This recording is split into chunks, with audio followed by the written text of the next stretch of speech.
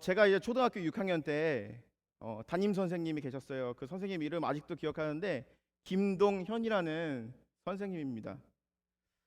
그 선생님은 항상 저희에게 노래를 가르쳐 주셨어요. 껐다 끄셨나요? 예. 기타를 치면서 노래를 가르쳐 주셨는데 노래를 부르면서 항상 눈물을 흘리셨습니다. 근데 그 선생님이 가르쳐 준 노래 중에 가장 기억에 남는 노래가 있다 그러면은 바로 이 노래입니다. 제가 잠깐 불러드리도록 하겠습니다. 긴 밤지 새우고 풀잎마다 맺히 진주보다 더 고운 아침 이슬처럼 내 맘의 설움이 알알이 맺힐 때 아침 동산에 올라 작은 미소로 메운다. 여러분 이 노래 아시나요? 더 불러드릴 걸 그랬나? 이렇게 지그시 눈을 감으신 분들이 있어가지고 아쉽네요. 예. 근데 이렇게 하면 설교가 길어지니까 다음에 우리 한번 제가 불러드리도록 하겠습니다. 어렸을 때 이 노래 가사가 정말 너무나도 예뻤어요. 그리고 저희 아버지는 그 양희은 씨의 노래를 굉장히 사랑했습니다. 그런데 사실 이 노래는요, 유신 정권 시절에 한국에서 금지곡으로 불려졌던 노래입니다.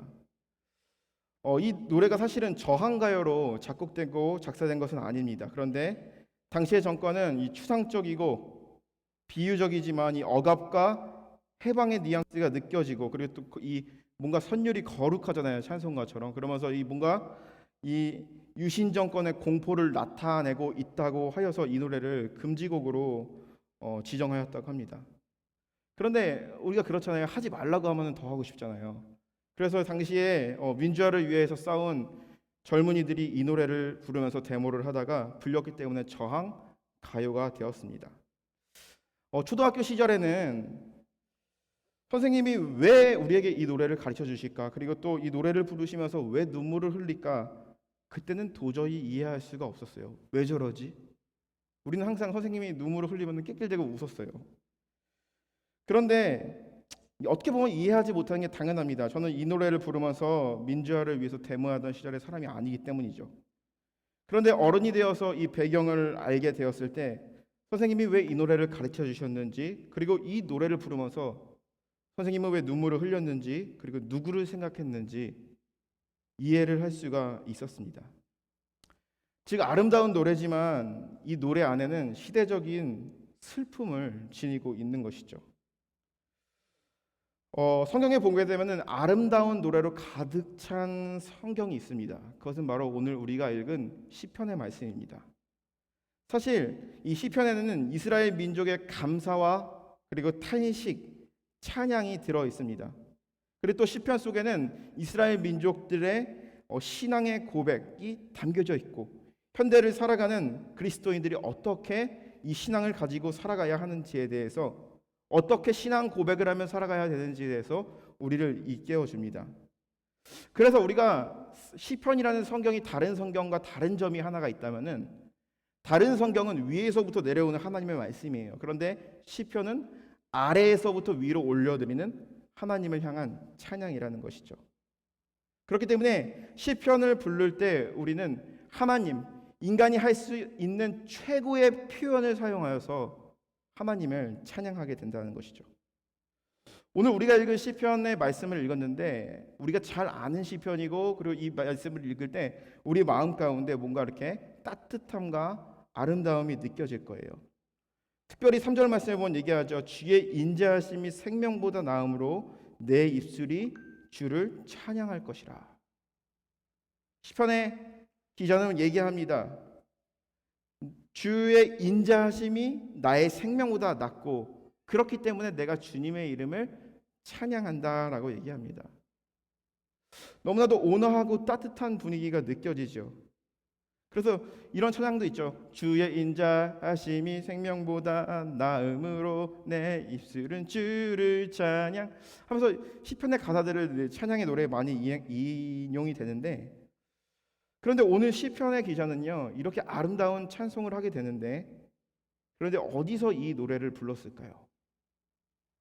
아침 이슬이라는 노래가 참 아름답지만 그 아침 이슬이라는 노래는 체류탄이 날라오고 주먹이 날라오고 돌이 날라오는 시위 한복판에서 불렀던 노래입니다. 그렇다면은 오늘 이 아름다운 찬양은요 어디서 불렀던 노래일까요? 고향과 멀리 떨어진 유대 광야에서 불렀던 찬양입니다. 그리고 이 노래를 불렀던 사람의 상황은 어땠냐면, 주위에 하나님을 비웃는 원수들로 둘러싸이고, 그리고 또 어떤 힘조차 쓸 수 없는 그러한 고통스러운 상황 속에서 이 찬양을 불렀다라는 것이죠. 1절 말씀에 보면 얘기합니다. 하나님이여 주는 나의 하나님이시라. 내가 주를 간절히 찾되 물이 없어 마르고 황폐한 땅에서 내 영혼이 주를 갈망하며 내 육체가 주를 앙모하나이다 라고 합니다. 간절히 주를 찾고 간절히 주를 갈망한다라는 것이죠. 정확히 이 시인의 상황이 어떤 상황인지에 대해서는 자세하게 나와 있지 않지만, 광야에서 마실 물이 없어서 언제 죽을지 모르는 그런 상황이었다는 것이죠. 그리고 시인은 이 자신의 육적인 메마름은 영적인 메마름으로 이어갔습니다. 우리가 보통 시편을 읽을 때에 이 시인이 노래했던 그 당시의 컨텍스트를 이해할 필요가 있습니다. 첫 번째로 이것을 많은 사람들이 얘기해 다윗이 쓴 시편이라고 합니다. 그러면 다윗이 쓴 시편이라고 우리가 이해했을 때 이 다윗이 사울을 피하여서 도망 다닐 때 불렀던 노래로 추측할 수 있습니다. 그리고 두 번째 시편을 읽으면서 우리가 봐야 될 것은 바로 무엇이냐면, 모든 시편은 이스라엘이라는 나라가 망하고 바벨론의 포로로 끌려가서 이 바벨론에서 살아갈 때에 모든 시편들이 집대성되었다고 합니다.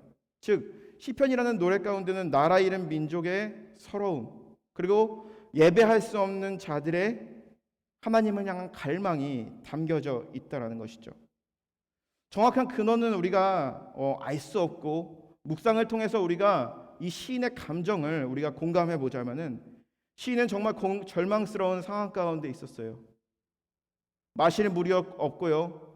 그리고 또 먹을 수 있는 음식이 없고 생명이 거의 끊어질 그럴 위기 속에 주변에 도움을 구하면 되는데 그 주위에 도움을 구할 사람들은요 다 그들의 원수들이었어요.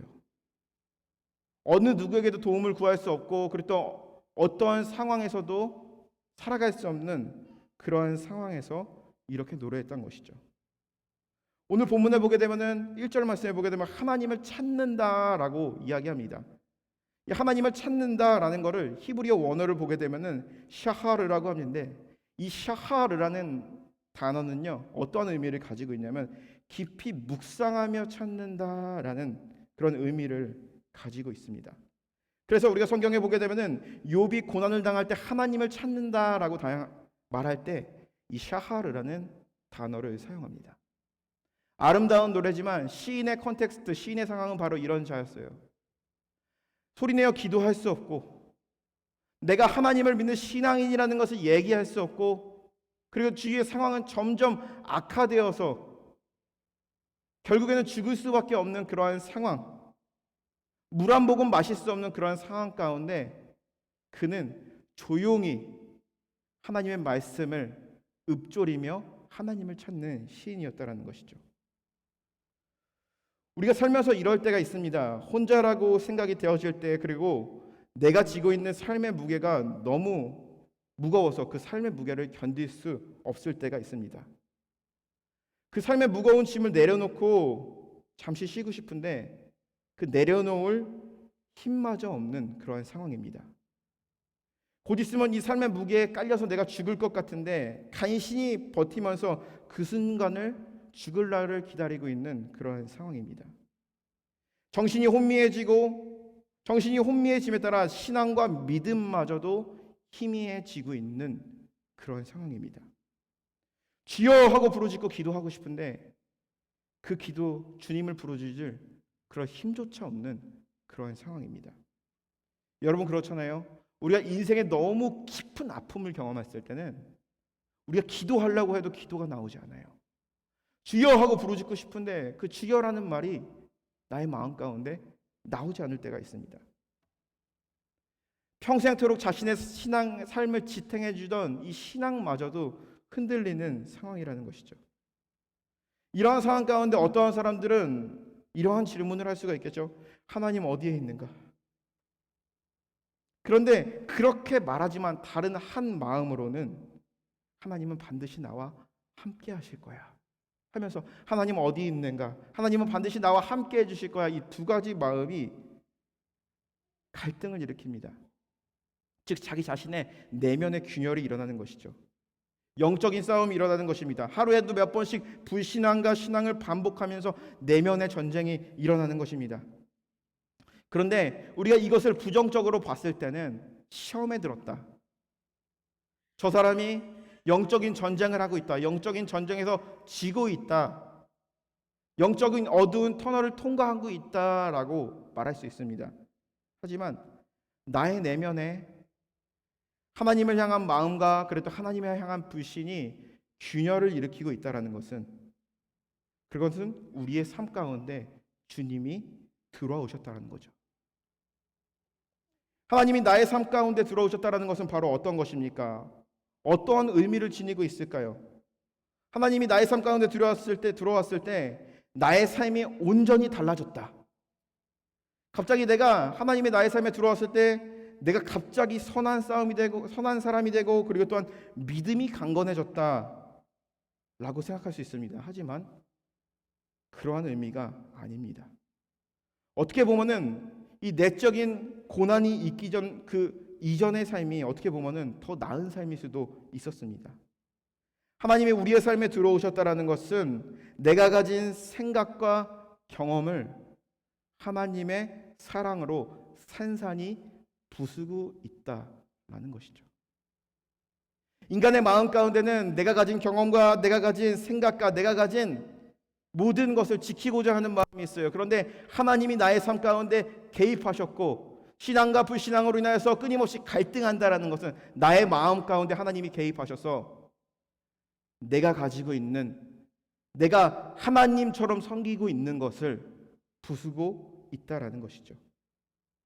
그렇기 때문에 예수님을 진정으로 만난 사람들은요, 세상이 보기에는 미련한 판단을 합니다. 예수님을 진정으로 경험한 사람, 정말 깨어진 사람, 하나님 안에서 나의 자아가 깨어진 삶을 경험한 사람들은요, 미련한 삶을 택합니다. 그렇기 때문에 고린도전서 1장 18절에 보면 얘기합니다. 십자가에 도는 멸망하는 자들에게 미련한 것이나 구원을 얻는 자들에게는 하나님의 능력됨이라고 얘기합니다. 깨어짐 가운데, 균열 가운데 흔들리고 그리고 또한 그 흔들림 가운데 나의 신앙이 희미해지는 것 같지만 그 연약한 우리의 삶 가운데 주님이 임하신다라는 거죠. 시인은 이러한 상황 가운데 2절 말씀을 보면 이렇게 고백을 합니다. 내가 주의 권능과 영광을 보기 위하여 이와 같이 성소에서 주를 바라나이다. 인간적인 관점에서 봤을 때는 이 삶의 무게를 내려놓던지 어떻게 이겨내야 할 수 있는 방법을 찾아야 합니다. 그런데 이 시인이 고백하는 것은 절망스럽고 너무나도 고통스러운 상황 가운데 하나님의 영광이 임하는 그 성소에서 주님을 바라보기를 원한다라는 것이죠. 절망 가운데 그가 어떠한 힘이 있어서 어떠한 믿음이 있어서 주님이 계시는 성소를 바라보면서 하나님의 임재를 바라보길 원했을까요? 그가 믿음이 좋아서 그랬을까요? 아니면 갑자기 초월적인 믿음이 그에게 생겨서 그랬을까요? 아닙니다. 인간의 상식과 경험, 이 모든 것을 초월하신 그 하나님의 임재와 사랑이 그에게 개입하셨기 때문이라는 것이죠. 신앙과 불신앙의 갈등 속에서 나의 불신앙이 깨어지고 하나님 앞에 나의 불신앙이 산산이 부서지고 하나님을 바라보게 되었다라는 것이죠. 그리고 하나님의 임재를 구했다라는 것이죠. 사도 바울은 고백합니다. 나의 달려갈 길과 주 예수께 받은 사명 곧 하나님께 은혜의 복음을 증거하는 일을 마치려 함은 나의 생명조차 귀한 것으로 여기지 아니하노라. 사도 바울이 어떻게 이렇게 고백을 할 수 있었을까요? 그 역시도 교회를 비난하는 자였고 예수를 거부하는 자였어요. 하지만 다메섹 도상에서 주님을 만났을 때, 다메섹 도상에서 만난 그 주님은 사울에게 빛으로 나타나셨고, 그리고 사울은 그 빛 대신 주님을 보았을 때, 주님의 음성을 들었을 때 성경은 무엇이라고 말합니까? 3일 동안 아무것도 마시지 않고 아무것도 볼 수 없었다라고 얘기합니다. 자기가 지금까지 믿고 있었던 이념과 자기가 믿고 있었던 신앙이 하나님의 임재 앞에, 하나님이 사도 바울의 삶 가운데 개입하셨을 때, 그것을 산산이 부수셨을 때 어떠한 희망도 바라볼 수 없던 것입니다. 자기 자신의 능력과 자기 자신이 지금까지 세워온 것에 대한 어떠한 소망도 볼 수 없었던 것입니다. 산산이 부서진 것이죠. 그리고 하나님을 쫓는 삶을 살아가게 됐다는 것이죠. 그러면서 고백을 합니다. 나의 생명조차 조금도 귀한 것으로 여기지 아니하니라. 인간의 마음을 불신앙에서 신앙으로 바꾸는 것은 바로 어떤 것입니까? 바로 하나님이라는 것이죠. 그리고 그 하나님을 우리가 경험하였을 때 우리는 뭐라고 고백할까요? 오늘 시인은 이렇게 고백을 합니다. 주의 인자하심이 생명보다 나음으로 내 입술이 주님을 찬양할 것이라. 주의 인자하심이 생명보다 낫다라고 합니다. 여기서 말하고 있는 시인 주의 인자하심은 바로 어떤 것이냐면은 변하지 않는 한결같은 주님의 사랑을 의미하는 것입니다. 생명보다 낫다. 이 생명이 의미하는 것은 바로 무엇입니까? 우리가 보고 만지고 듣고 맛보며 느끼는 것, 우리를 둘러싸고 있는 이 모든 인생의 즐거움을 이야기하는 것이죠. 우리가 느끼면서 즐거워하고 그리고 우리가 느끼면서 기뻐하는 것들입니다. 그렇다면 하나님의 인자하심은 바로 무엇입니까? 우리가 보지 못하고 만지지 못하고 이해하지 못하고 쉽게 믿어지지 않을지라도 하나님의 한결같은 사랑, 은혜를 소유하게 되었을 때에 우리는 우리에게 만족을 주며 우리에게 감각을 주며 우리를 기쁘게 했던 것들을 마치 배설물로 여기며 나의 생명보다도 하나님의 인자하심을 찬양하게 된다라는 것이죠. 어떻게 보면 오늘의 이 시인은요 아주 초월적인 고백을 한 거예요.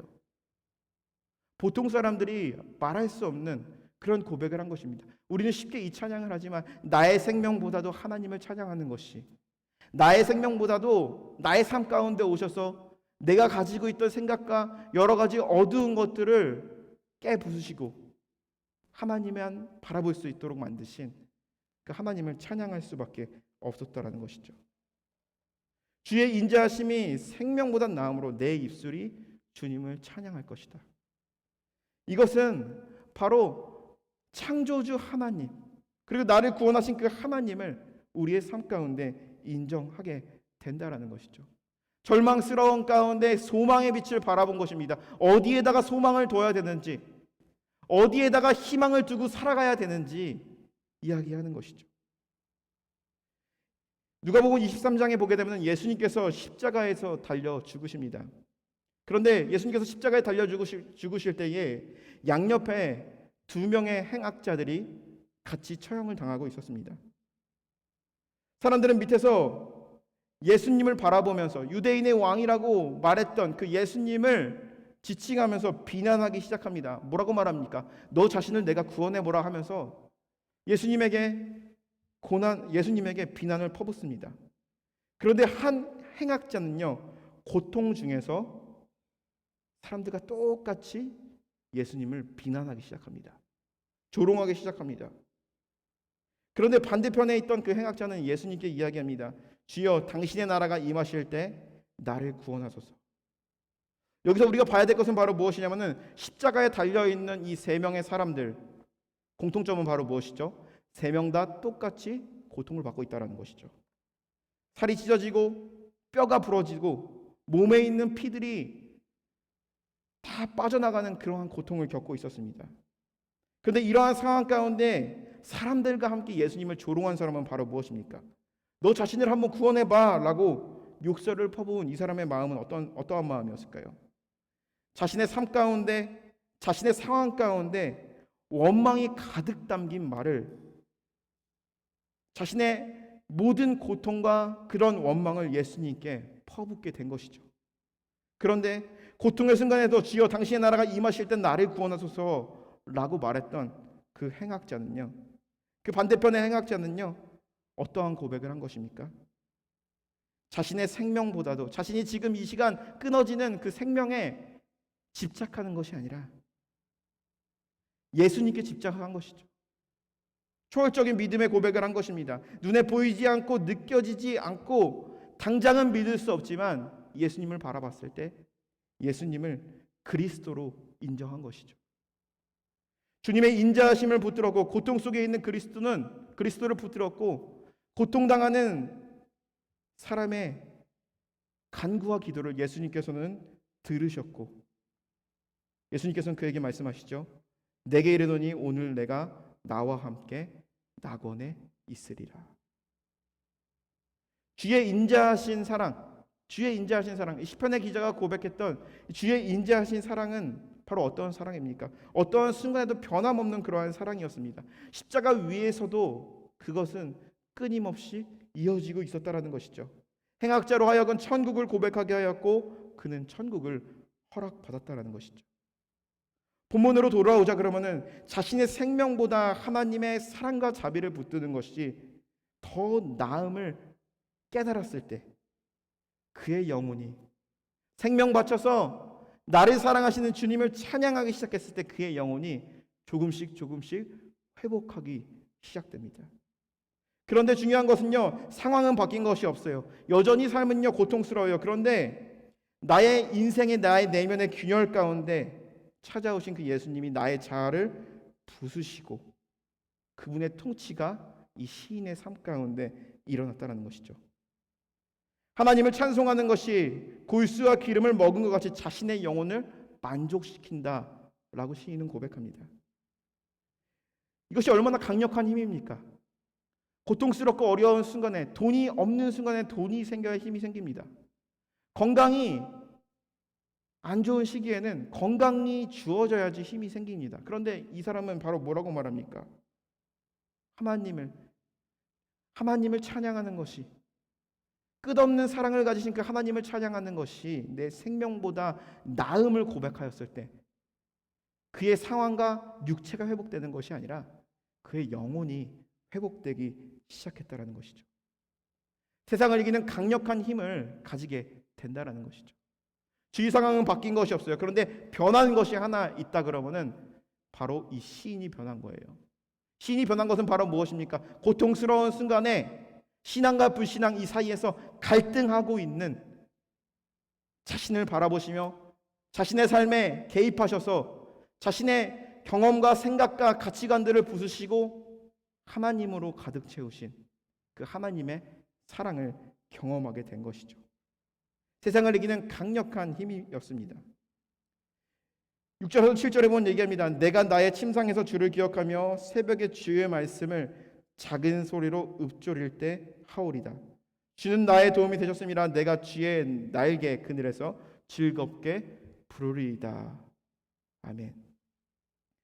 시인은 자신의 영혼이 회복되었을 때에 자신의 삶의 변화, 그리고 또한 인생에서 힘을 얻는 그 방법을 알게 됩니다. 그것은 바로 무엇입니까? 새벽에 주의 말씀을 작은 소리로 읊조린다라는 것이죠. 작은 소리로 읊조리며 나아갔을 때 마음 가운데 깊은 평안과 하나님의 함께하심을 얻었다라는 것이죠. 우리가 읊조리는 기도를 생각을 할 때에 어떻게 보면은 중얼거린다라고 표현할 수 있습니다. 중얼거리는 기도, 그리고 또한 하나님을 읊조리는 그 기도가 얼마나 강력한 힘이 그에게 주어졌는지 우리는 알 수가 있습니다. 그것은 바로 무엇입니까? 자면서부터 일어날 때까지, 일어나면서 생활하면서 하나님의 말씀을 깊이 묵상하는 시인의 삶의 태도, 그리고 또한 그 말씀으로 힘을 얻는 그 시인의 고백이 담겨져 있다라는 것이죠. 여기서 읍조리다는 말을요, 히브리어 원문을 보게 되면 하가라고 합니다. 하가. 그런데 이것은 사실은 중얼거리다라고 표현하는 이 의성어의 표현입니다. 어떻게 보면 중얼거린다라는 말이 맞습니다. 우리가 중얼거린다라고 말했을 때 그것이 강력하게 느껴질까요? 강력하게 느껴지지 않을까요? 별로 강력하게 느껴지지 않아요. 그런데 이사야서 31장 4절에 보게 되면요, 이런 말씀을 합니다. 여호와께서 이같이 내게 이르시되 내가 젊은 사자가 그 식물을 움키고 으르렁거릴 때에 그것을 치려고 여러 목자들을 불러왔다 할지라도 그것이 그들의 소리로 인하여 놀라지 아니할 것이요 그들의 떠듦으로 인하여 굴복하지 아니할 것이라. 이와 같이 만군의 여호와가 강림하여 시온산과 그 영 위에 쌓을 것이며. 여기서 젊은 사자가 으르렁거린다라고 하는 것도 동일하게 이 하가라는 단어를 사용을 합니다. 읍조리다, 조용히 중얼거리다도 하가이고, 그리고 또 으르렁거리다도 하가라는 그런 의미를 가지고 있습니다. 너무나도 차이가 있는 그런 단어인데요. 그런데 이것에는 연관성이 있어요. 그것은 바로 무엇이냐? 완전한 소유성과 소화성이라는 것이죠. 사자가 으르렁거린다라는 것은 어떤 것입니까? 사자가 으리렁거린다는 것은 나의 먹이를 탐내지 말라고 경고할 때 으르렁거립니다. 완전한 자기와 완전한 자기 소유를 의미하는 것입니다. 그리고 으리렁거리는 사자가 자기의 먹잇감을 발견하였을 때 뼈와 내장까지 씹어 먹을 수 있을 정도로 완전한 자기 소화가 된다라는 것이죠. 사자의 으르렁거림 하가는 이런 건데, 그렇다면 말씀을 읊조린다라는 것은 어떤 의미일까요? 어떻게 보면 작은 기도일 것 같고 남들이 보기에는 연약한 믿음인 것 같지만 하나님의 말씀을 나의 것으로 소유하는 거예요. 그리고 또 하나님의 말씀을 나의 것으로 나의 삶 가운데 소화하며 나아갔을 때 그의 인생을 이끌어 간다라는 것을, 우리의 인생을 붙드신다라는 것을 오늘 시편이 이야기하고 있는 것을 알 수가 있습니다. 오늘 우리는 진정한 깨달음을 얻게 되었습니다. 진정한 고난과 슬픔, 이런 것들이 우리의 마음 가운데 말할 수 없는 고통이 우리에게 찾아왔을 때 우리는 이 고통 가운데 우리의 신앙이 흔들릴 때도 있습니다. 하지만 그 신앙의 흔들림은요, 하나님께서 우리의 삶 가운데 개입해 주시는 것이고, 껍데기와 같은 우리의 자아와 껍데기와 같은 우리의 죄악을 주께서 벗겨버리고 하나님만을 예배하지 아니하면은 살 수 없을 정도로 나의 생명보다 주님의 말씀이 더 귀하며 주님의 인자하심이 더욱더 귀하다라고 고백하며 나아갈 때에, 그리고 또 하나님의 말씀을 마치 연약한 기도인 것 같지만 삶 가운데 읊조리며 묵상하며 그것을 내 것으로 만들고 소유하려고 나아갔을 때 세상을 이기는 힘을 얻게 된다라는 것. 그리고 또 이것은 단순한 한 사람의 신앙 고백이 아니라 이스라엘 민족 가운데 고통과 고난 가운데 나라를 잃고 예배를 드릴 수 없는 상황 가운데 이스라엘 민족이 불렀던 그러한 노래였다라는 것이죠. 사랑하는 성도 여러분, 우리의 마음 가운데 깊은 고민이 우리를 기도하지 못하게 만듭니까? 아니면은 우리의 마음 가운데 있는 깊은 근심이 하나님을 바라보지 못하게 합니까? 날마다 삶 속에서 신앙과 불신앙 사이에서 갈등하는 삶을 살아가고 있습니까?